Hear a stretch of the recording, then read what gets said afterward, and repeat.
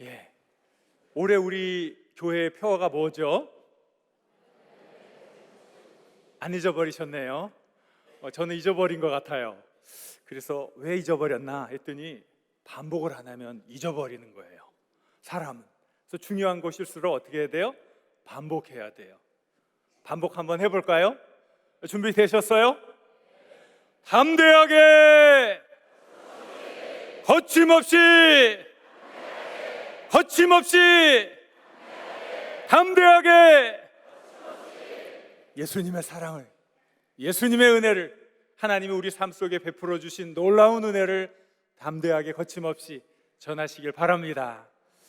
우리가 지난 2주 동안 퀴티 때문에 예레미야서를 다뤘는데, 오늘은 예레미야서에서 잠깐 벗어나서 우리가 담대하게 거침없이 예수님을 전해야 한다, 이 말씀을 함께 나누려고 합니다.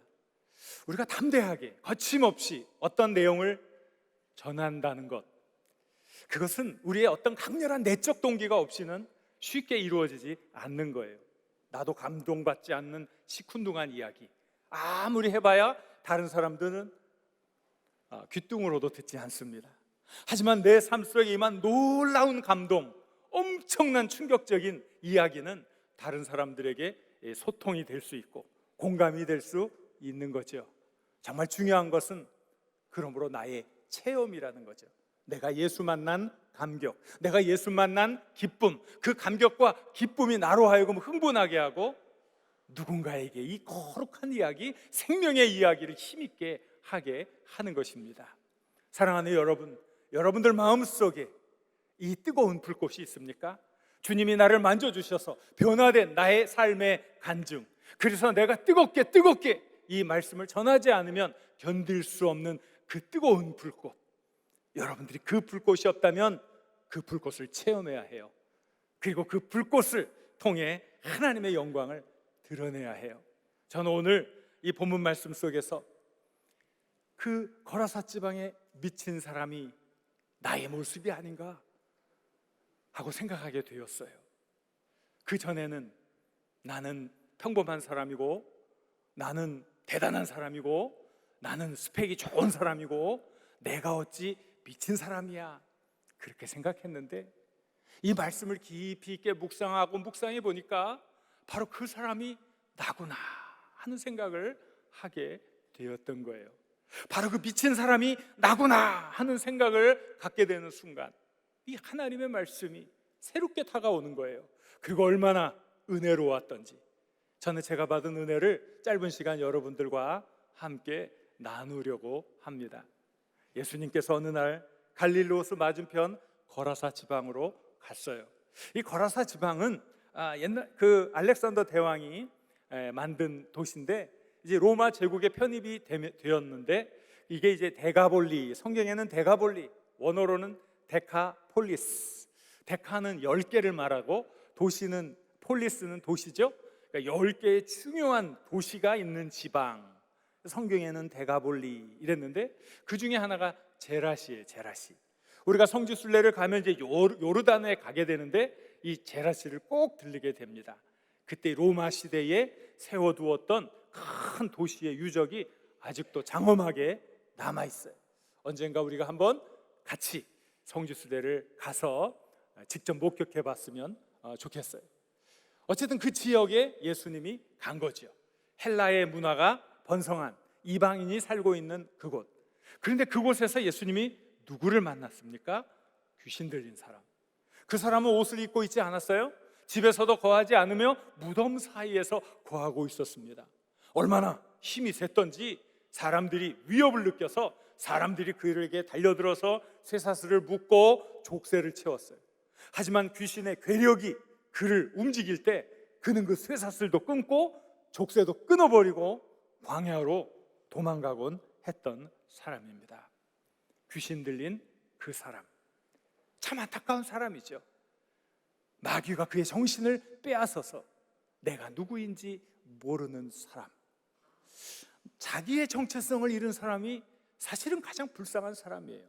내가 누구인지 몰라, 내가 어떤 인생의 목적을 갖고 있는지 몰라요.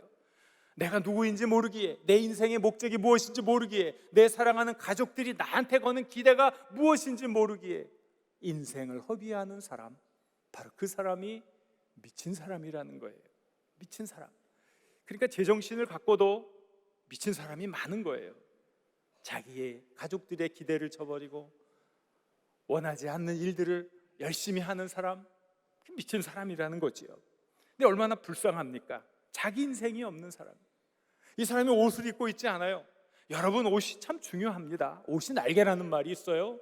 이 옷이 더위와 추위에 우리 사람을 보호해 주기 위해 입는 것이긴 하지만 이 옷은 여러 가지 다른 기능을 가지고 있어요. 우리의 수치심을 지켜주는 역할, 그러함으로 정숙함과 예절을 나타내주고 존경심을 갖게 해주는 역할도 하는 거예요. 이 귀신 들린 사람이 옷을 입지 않고 돌아다닌다? 이건 뭐예요? 수치심도 모른 채 부끄러운 일을 하고 있는 거예요. 자신의 그 존엄성을 스스로 깎아내리는 일을 하는 거예요. 귀신 들린 사람이 이런 삶을 살고 있는 거예요. 그리고 이 사람은 집을 떠나 무덤 사이에 살고 있었어요. 여러분, 이 집이 얼마나 중요합니까? 물론 여기서 말하는 집은 어떤 건물을 얘기하는 게 아니에요. 하우스를 얘기하는 거 아니에요. 이 집 안에 있는 따뜻함, 집 안에 있는 이 사랑의 후원, 그리고 내가 편히 쉴 수 있는 곳, 나의 허물이 누추함이 되지 않고, 나의 허물이 공격거리가 되지 않고, 내 허물이 있는 그대로 노출되어도 용납되고 사랑받을 수 있는 그 공간, 이게 집이란 말이에요. 그러니까 영어로는 이런 걸 뭐라고 표현해요? 한 글자인데 홈. 잘하시네요. 이 하우스는 아무래도 건축적인 어떤 재질의 개념이라면 홈, 이건 가정이란 말이에요. 사랑이 깃들고 있고 우리가 참된 쉼을 통해서 에너지를 축적하고 위로를 얻고 용기를 얻고 또 새로운 일을 할 수 있는 이곳, 그러니까 이 집이라는 건 굉장히 중요한 거죠. 근데 이 사람이 집을 떠나 있었다. 인간으로서 받아야 되는 최소한의 어떤 보호, 정신적인 보호, 또 존중, 사랑, 용서, 용납, 이해, 이런 것들이 다 없어진 이런 삶을 살고 있으니 이 사람의 인생은 이미 망가진 것과 다름이 없었다는 거죠. 참 고통스러운 삶을 살고 있었던 거예요. 그런데 보니까 더 안타까운 것은 이 사람을 돌봐줄 사람이 없는 거예요. 이 사람이 미친 사람이면 제정신이 들게끔 노력을 해주는 어떤 것들이 있어야 되는데 그 주변에는 사람들이 없어요. 왜 없었을까? 아마 처음에는 그의 가족들, 친지들, 주변 사람들이 그를 염려하면서 도움을 주었겠지요. 그런데 그게 되지 않으니까 나중에는 stay away, 나한테 접근하지 마, 나한테 접근하지 마, 당신이 미친 것을 회복시키지 않아도 좋아, 당신이 나한테 해만 끼치지 않으면 돼. 사람들이 자꾸 그를 멀리하는 거예요. 내 인생이 손해를 볼까 봐, 내 삶이 복잡해질까 봐, 내가 그 사람으로부터 해코지를 당하지만 않으면 그 정도 선에서 됐어 하고 사람들이 타협점을 찾으면서 그는 이제는 소외된 사람이 되었어요. 그저 사람들이 찾지 않는 흉흉한 무덤가에서 어슬렁거리는 짐승이 되어갔다는 거예요. 참 처량한 처지에 있는 사람, 바로 이 사람에게 예수님이 다가갔던 거예요. 그 귀신 들린 사람이 뭐가 들렸다고요? 누가 뭘 안다고 그랬을 때 우리가 하는 말이 있죠. 누구처럼 안다고요? 귀신같이 안다고. 이 말이 딱 맞는 거예요. 귀신이 예수님을 알아보는 거예요. 귀신이. 여러분, 귀신이 예수님 알아봐요? 못 알아봐요? 알아봐요. 왜 그럴까요? 귀신이 인격적인 존재예요. 귀신이 있어요? 없어요? 귀신이 있습니다. 근데 귀신이 왜 인격적인 존재예요? 생각을 합니다. 생각을 하고 인간을 유혹합니다. 그릇되고 잘못된 길로 자꾸 인간을 유혹합니다. 인간의 영혼을 파괴합니다. 하나님과 대적하게 합니다. 이게 귀신이 하는 일이에요. 인격적 존재란 말이에요. 이 귀신이 알고 그냥 넙죽 엎드려서 절을 하는 거예요. 지극히 높으신 하나님의 아들 예수여, 당신이 나와 무슨 상관이 있나이까? 나를 좀 괴롭게 하지 마십시오. 무슨 의미입니까? 나 좀 내버려둬. 나 좀 그냥 내버려둬. 어디서 많이 듣는 얘기 아닙니까? 정말 부모님들이 자녀들을 보면서 얘가 지금 시간을 이렇게 써서는 안 되는데, 얘가 지금 공부해야 될 때는 좀 공부를 해야 되는데, 이렇게 해가지고 이야기를 자꾸 하면 이 이야기가 세 글자로 뭐가 돼요? 잔소리가 되잖아요. 그 거룩한 뜻을 품고 숭고한 부모님의 사랑을 담아 한 이야기가 잔소리가 되잖아요. 나 좀 그만둬요, 나 좀 내버려 둬요. 이야, 그게 보니까 사탄이 한 얘기더라고요. 마귀가 하는 얘기더라고요. 내 삶에 간섭하지 말아요. 내 뜻대로, 내 의지대로, 내 욕망을 추구하는 삶을 살고 싶은데 나더러 이래라 저래라 하지 마세요. 잔소리는 이제 그만. 그런 얘기를 하고 있는 거예요. 예수님은 이미 그 더러운 귀신에게, 이 사람에게서 나가라 말씀하셨기에 이 영적인 존재인 이 마귀가 그걸 알고 그렇게 이야기를 했던 거죠. 예수님이 귀신에게 묻습니다. 내 이름이 무엇이냐? 그랬더니 귀신이 답합니다. 예, 군대입니다. 이 레기온이라고 대답을 했는데, 이 말은 그 당시 로마 시대 로마의 한 군단을 뜻하는 거예요. 군대의 편제 중에 보통 한 6천 명 정도 엄청나게 많은 군단을 레기온이라고 한대요. 그러니까 한 사람한테 엄청나게 많은 이 마귀들이 때로 들어가 있었던 거죠. 마귀들은 알고 있었어요. 예수님 무엇을 할지. 그러니까 그들이 예수님께 간청을 합니다. 우리로 하여금 무저갱에 들어가게 하지 마십시오. 이 무저갱은요, 밑바닥이 없는, 끊임없이 내려가는 지옥이란 말이죠. 마귀가 이제 벌을 받고 들어가야 되는데 일단 떨어지면은요 바닥이 없어요. 끊임없이 계속 끝없이 내려가도 바닥이 없는 그곳, 한번 갇히면 다시 나올 수 없는 그 무서운 곳을 말하는 거예요. 마귀들이 두려워서 자기들을 그리로 가지 말게 해달라고 간청을 한 거예요. 이걸 두 글자로 뭐라 그래요? 신학적인 용어로 기도했잖아요. 기도. 마귀들도 기도하더라고. 다급하니까 예수님께 간청을 했어요. 마귀들의 간청에 예수님이 들어주셨어요. 그래서 그들을 무적에게 보내지 않았어요. 그때 마침 그 주변에 많은 돼지떼들이 있었는데 다른 복음서에서는 한 2천여 마리 된다. 그 2천여 마리 되는 돼지떼의 이 레기온, 이 군대 마귀들이 들어가 버렸어요. 돼지들이 놀랐어요.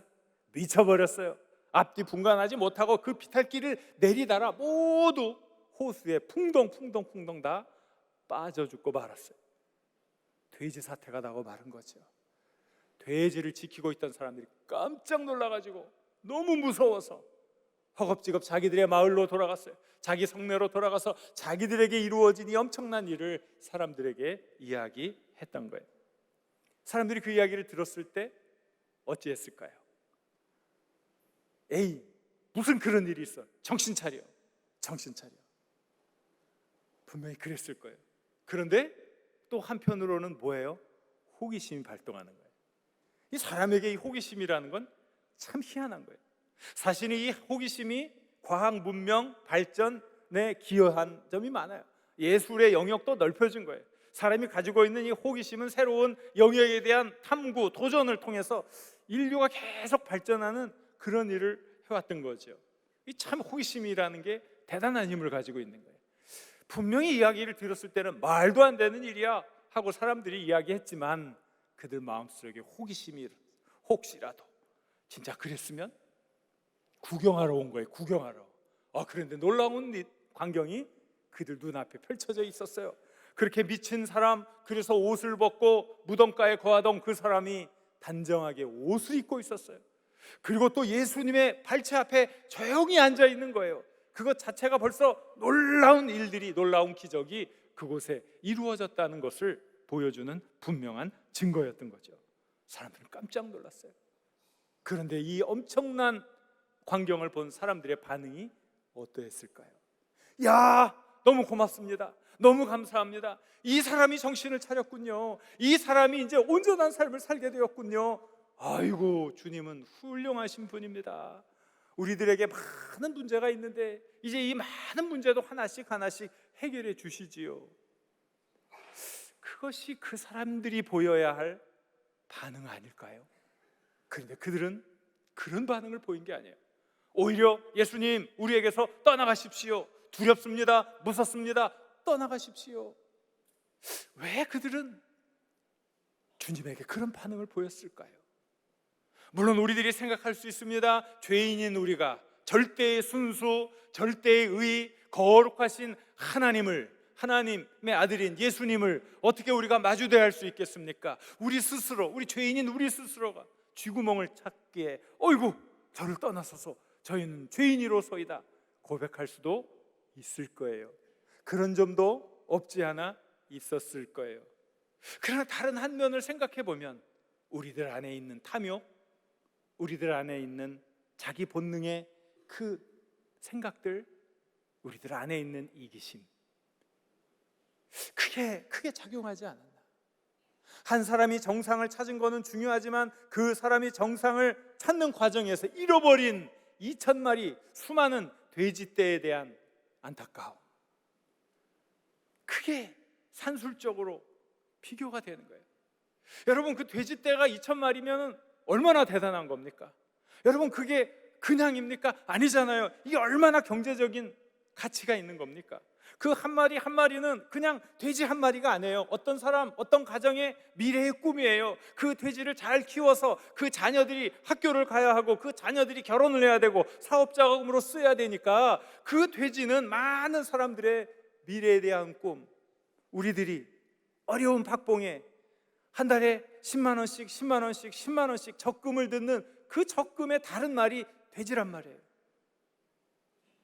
그걸 돼지라고만 생각하고 나하고 상관없는 일이라고 생각하면 그건 아무 이 말씀을 전혀 못 보는 거예요.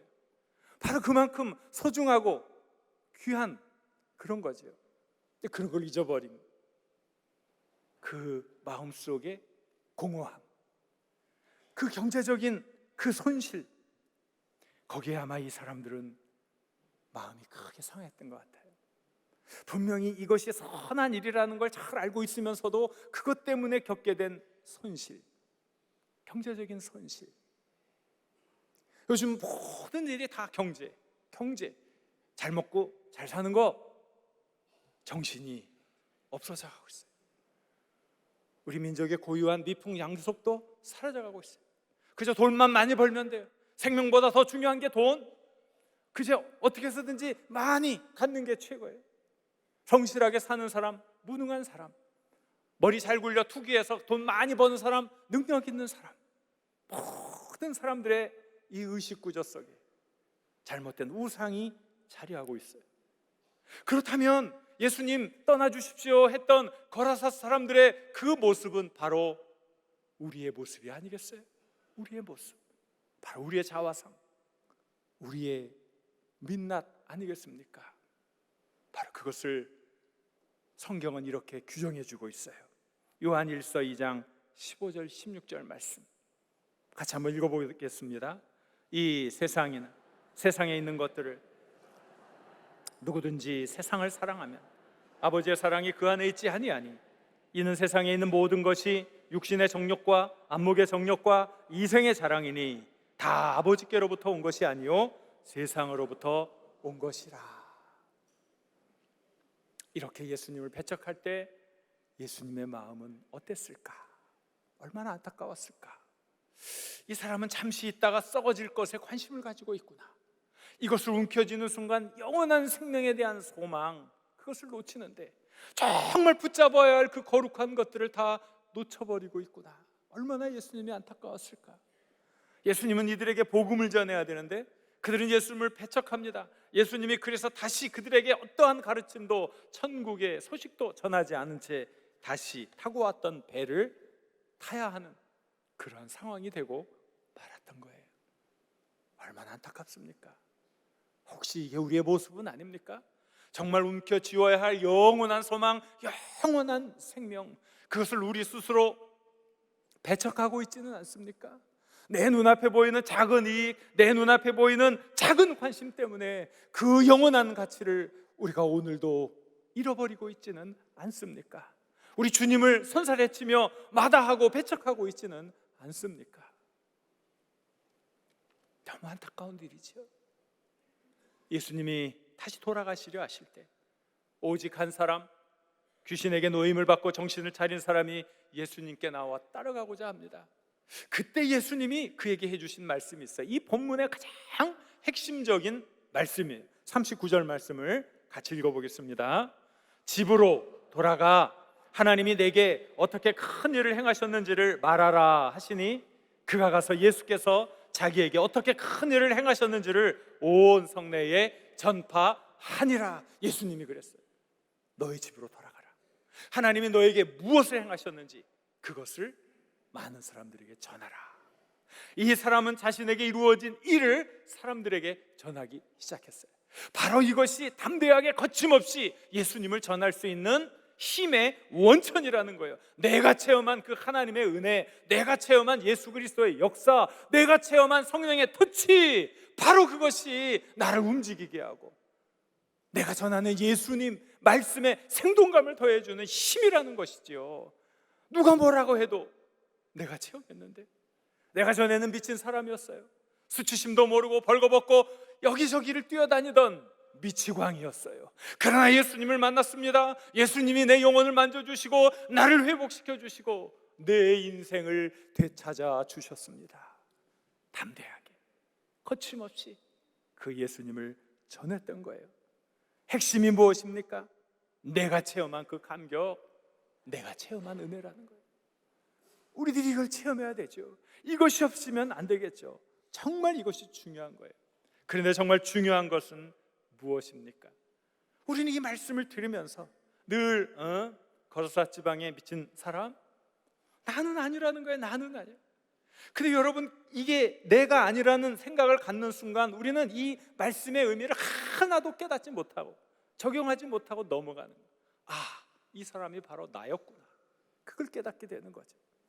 어떤 속박, 굴레에 갇혀 있는 것도 바로 이 미친 사람을 자꾸 하니까 강단의 권위가 떨어지는 것 같아서 말을 바꿔서 광인이라고 하겠습니다. 그게 그 말이 그 말이에요. 광인. 하나님이 기뻐하시는 일, 하나님의 형상으로 창조되었으니 하나님의 영광을 드러낸 인생을 살아야 하는데 자기 욕심에 늘 자기 인생을 낭비하는 사람. 이 사람이 뭐예요? 아니 금방 가르쳐줬는데 잊어버리면 어떻게 해요? 이 사람이 누구예요? 광인이에요. 이 사람이 다른 사람이 광인이 아닌 거예요. 맨날 선한 일 해야 되는데 말씀은 늘 듣는데 나가는 순간 다 잊어버려요. 이 사람이 뭐예요?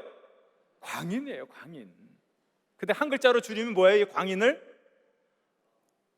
나! 왜 그걸 몰라? 이렇게 말해요. 자꾸 다른 사람이라고 해버리면 안 되는 거야. 이게 나구나.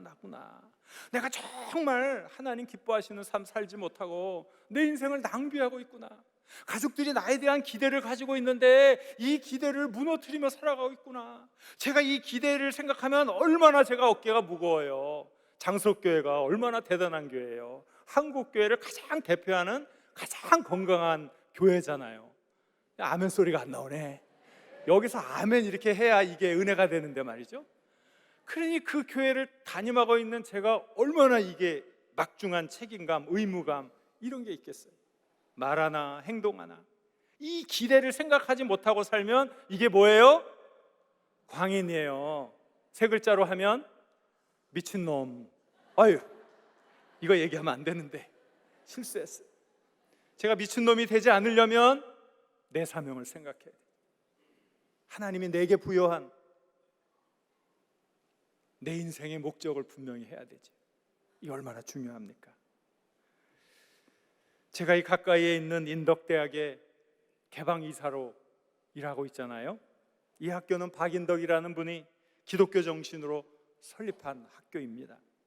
그래서 목사인 제가 중요한 역할을 해줘야 한다고 학원 관계자 몇 분이 적극 추천을 해서 제가 개방이사로 들어가게 되었어요.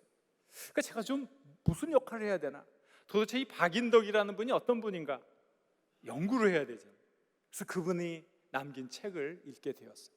참 은혜로운 책을 읽으면서 새롭게 발견한 내용은, 야, 이분이 이렇게 훌륭한 것은 그 어머니의 신앙, 그 어머니의 정신, 그 어머니의 의지구나 하는 걸 깨닫게 되었어요. 이 박인덕 선생님이 1896년 평안남도 진남포 부근에서 태어나셨는데 아들을 탄생하는 유교 집안에 딸이 태어난 거예요. 그 당시에 딸은 아무 의미가 없는 그런 존재였던 거예요. 6년 뒤에 동생이 태어났는데 콜레라가 창궐하면서 아버지도 죽고 딸도, 그 동생도 죽고, 그래서 어머니와 아들만 남았어요.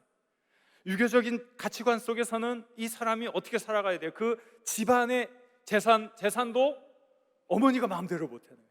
가문이 회의를 열어서 그 집에 상속자를 하나 세우고요, 그 상속자의 아버지가 그 집의 재산까지 관리하는 거예요. 그러니까 갑자기 아버지가 돌아가시면서 어머니가 그 유교적 속박 아래 아무것도 할 게 없는 거예요. 딸도 교육을 시키고 싶어도 교육을 못 시키는 거예요. 그냥 그 대리자의 아버지가 하라는 대로 다 해야 되는 고통스러운 삶, 미래가 보이지 않는 삶, 너무 답답하고 괴로워하는데 사촌이 복음을 전해주는 거예요. 하나님을 믿으십시오. 하나님, 우리 인간을 하나님의 형상대로 창조하셔서 사람을 차별하지 아니하시고 딸도 잘 교육시켜 아들 이상의 몫을 하게 해주시는 분이 하나님이십니다. 이 소리에 탁 어머니가 꽂힌 거예요. 아무 탈출구가 없는 이 상황 속에서 이 어머니가 복음을 받아들입니다. 하나님을 믿게 됩니다. 나에게는 남겨진 것이 오직 딸 하나지만 이 딸을 교육시켜서, 근데 그 당시에 딸을 교육시킨다, 이것 자체가 사람들의 머릿속에 없던 시대예요. 또 여자들을 교육하는 기관도 없던 시대였어요. 그런데 그 시대에 복음을 받아들이고 하나님이 누구에게나 차별하지 아니하시고 은혜를 베풀어 주신다는 그 말씀을 붙들고 나는 하나님을 믿고 딸을 교육시킬 거야. 그 집안에서 가출을 합니다. 딸을 데리고. 그리고 이 어머니가 힘들게 선교사님들이 운영하는 곳에 이 딸을 교육을 보여. 어린 시절에. 그래서 이분이 이화학당에 가게 되고, 그 당시에 그 이화학당 3회 입학생인데 3명이 입학해가지고요, 2명, 한 명은 돌아가시고 한 명은 중도에 포기하고 이분 한 분만 졸업을 하는 거예요. 그 이후에도 큰 일을 하게 되는 거죠. 보세요, 그분은 거라사 광인과 같은 삶을 살았어요. 가부장적인 유교적인 체제 속에서 여자가 뭔데 아무것도 할 수 없어 하고, 그래서 그냥 그 가문이 정해주는 삶을 살면 입에 풀칠은 할 수 있었겠지요. 그러나 그 미래가 보장되지 않는 그 답답하고 갑갑한 현실이었어요. 그때 예수님을 만납니다. 하나님이 주신 비전, 하나님이 함께해 주신 그 꿈을 품게 되었어요. 딸도 교육받을 수 있다, 딸도 큰 일을 할 수 있다, 딸도 아들처럼 귀한 일을 감당할 수 있다. 그 말씀에 나아갔던 거예요. 비전을 갖게 된 거예요. 시대를 앞서가는 꿈을 꿀 수 있었어요. 그것이 신앙의 힘, 하나님의 은혜였던 거예요. 그래서 이분이 그 이후에 그 하나님의 사랑을, 그 하나님의 은혜를 자기 가정에서 이루어졌던 이 놀라운 하나님의 역사를 소리 높여 전하게 되었던 거예요. 우리의 삶 속에 이런 고백이 있습니까? 이런 은혜가 넘칩니까? 종종 제 이력을 살피던 분들이 제게 묻습니다. 목사님은 대학교 때 정치학을 공부하셨는데 혹시 그 길을 가지 않은 것에 대해서 후회해 본 적이나 정치계에 있는 이들을 생각하며 부러워해 본 적은 없습니까? 물론 제 선후배들, 제 동기들 중에는 국회의원 한 분도 많아요. 시장 한 사람도 있어요. 하지만 저는 단호히 대답합니다. 저에게 임한 하나님의 은혜가 너무 크기 때문에 저는 단 한 번도 후회하거나 부러워해 본 적이 없습니다. 제가 대학교 2학년 때 저에게 임재하셨던 그 하나님의 은혜, 그 하나님의 사랑이 얼마나 크고 컸던지, 세상 학문을 하고 세상 권력을 차지한다는 것이 너무나 아무것도 아니라는 생각을 갖게 되었고, 빨리 이 학교를 졸업하고 신학교에 가야지, 뜨거운 마음, 불꽃이 제 안에서 움직였어요. 신학교에 가고 싶고 하나님의 말씀을 배우고 싶고 또 그 말씀을 많은 이들에게 나누고 싶고, 제게 역사하셨던 그 하나님의 은혜, 그 놀라운 하나님의 은혜를 어찌 제가 잊을 수 있겠습니까? 그 이외에도 제 인생의 고비 터닝 포인트마다 하나님께서 놀라운 은혜를 더하여 주셨습니다. 어찌 제가 그 은혜를 잊을 수 있겠습니까? 어찌 그 놀라운 감격을 잊고 살아갈 수 있겠습니까? 사랑하는 여러분, 누가 예수님을 담대히 전할 수 있겠습니까? 예수님을 만난 사람, 예수님을 만난 사람, 성령의 터치, 그 성령의 터치로 새로운 삶을 사는 사람, 새로운 인생의 목표를 회복한 사람, 바로 그 사람이 담대하게 예수님을 전할 수 있는 것 아니겠습니까? 여러분의 삶에 임하신 놀라운 하나님의 은혜를 회복할 수 있기를 바랍니다. 기도할 수 있기를 바랍니다. 주여, 이 놀라운 은혜가 제 삶 속에서 반복되고 또 반복되게 하여 주옵소서. 제게 임한 하나님의 놀라운 역사를 많은 이들에게 나가 담대히 전하게 하옵소서. 이 간구와 이 기도가 여러분의 소망이 되시길 우리 주님의 이름으로 간절히 축원합니다. 주신 말씀을 생각하며 함께 기도하겠습니다. 주여, 제게 임한 하나님의 은혜가 참으로 크고 귀합니다. 계속 이 귀한 은혜를 새롭게 체험하게 하시고 담대히 주님의 은혜를 전하게 하옵소서. 이렇게 주여 한번 부르고 기도합니다. 주여.